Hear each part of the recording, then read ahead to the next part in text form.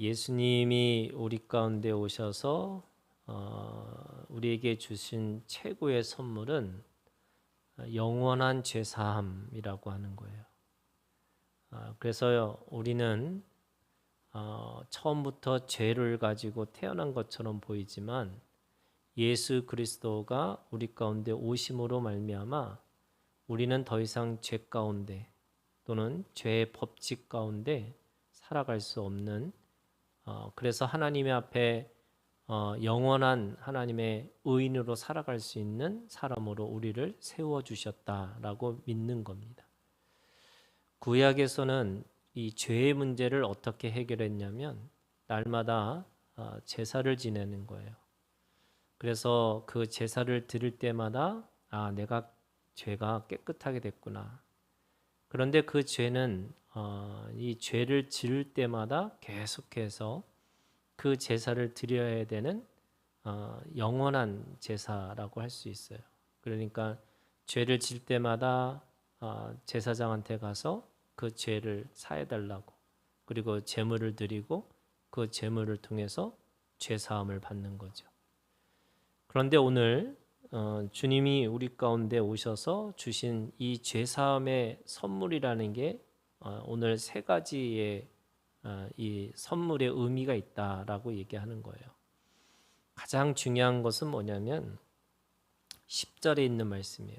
단번에 이렇게 됐다는 거예요. 단번에, 한 번에 끝났다는 거예요.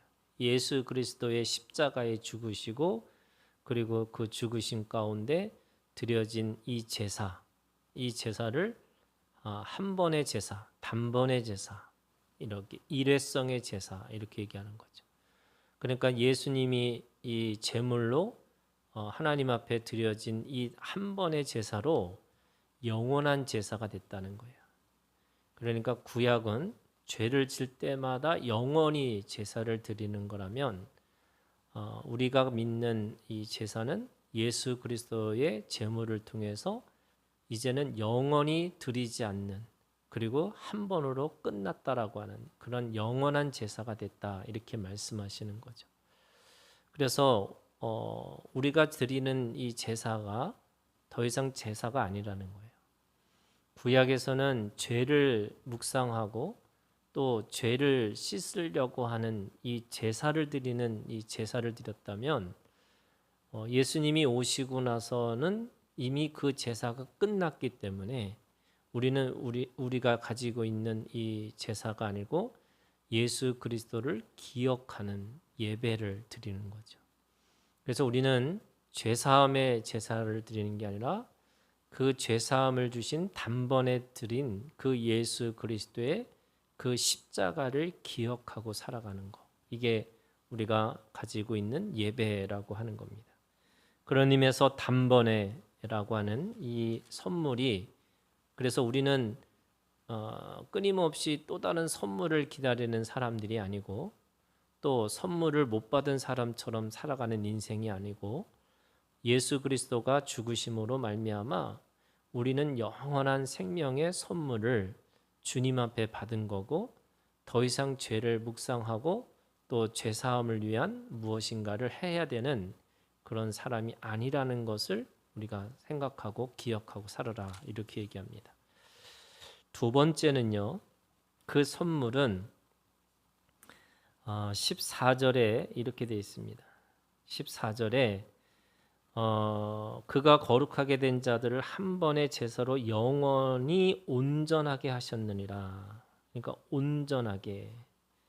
그래서 그 온전이라는 것이 뭐냐면 바로 그 온전, 완전, 온전을 통해서 그 단번에 다 끝냈다. 그러니까 우리는 또 다른 무엇인가를 해야 되는 사람들이 아니에요.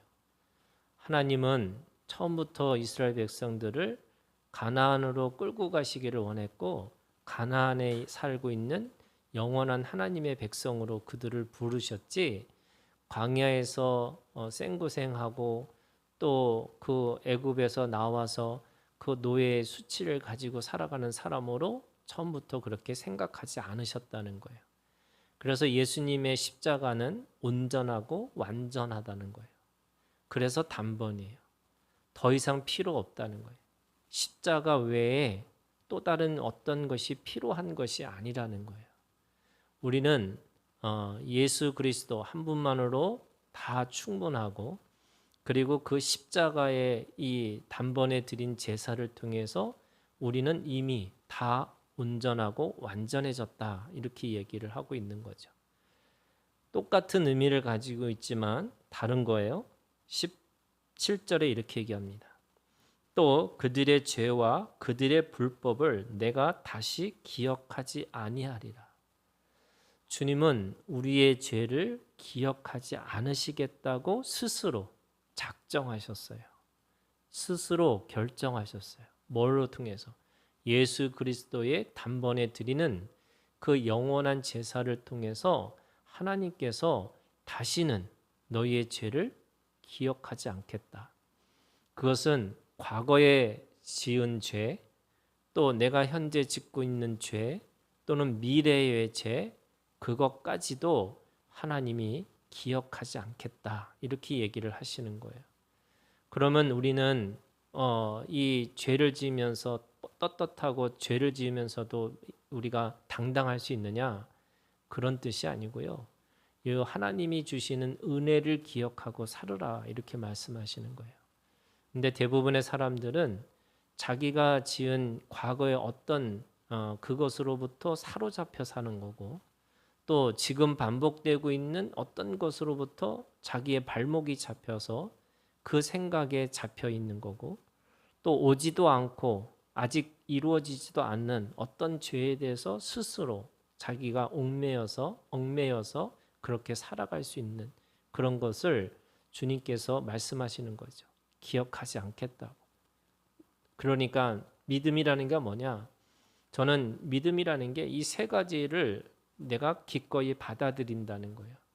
예수 그리스도 한 분으로 충만하고, 또 그 예수 그리스도의 사역은 온전하고 완전했고, 그것뿐만 아니라 오늘 나를 하나님께서 기억하지 않겠다고, 죄를 기억하지 않겠다고 하나님의 결심을 오늘 나의 믿음으로 받아들이고 산다, 이렇게 말씀하시는 거죠. 우리가 우리 인생에 대해서 후회할 때도 있어요. 또 그렇게 가지 못한 것에 대한 어떤 미련도 있고, 또 그거에 대한 두려움도 있고 염려도 있죠.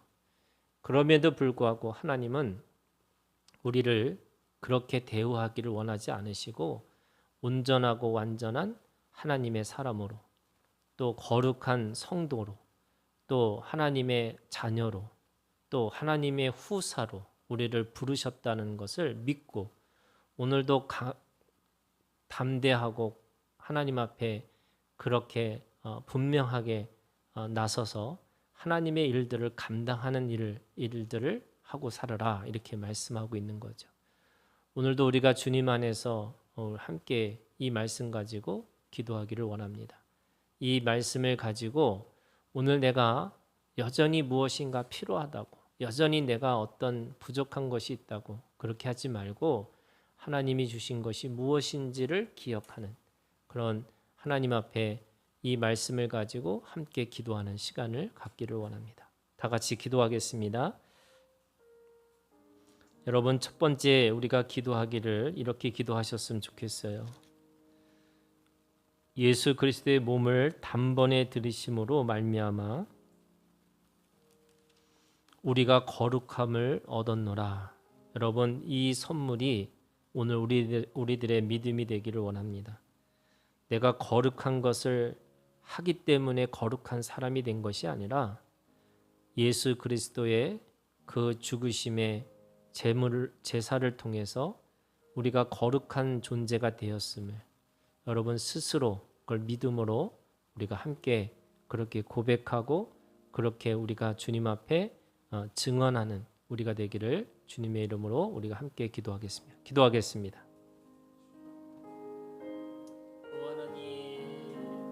주님 앞에 세상의 소리와 세상의 그런 많은 일들 가운데서도 하나님 염려하고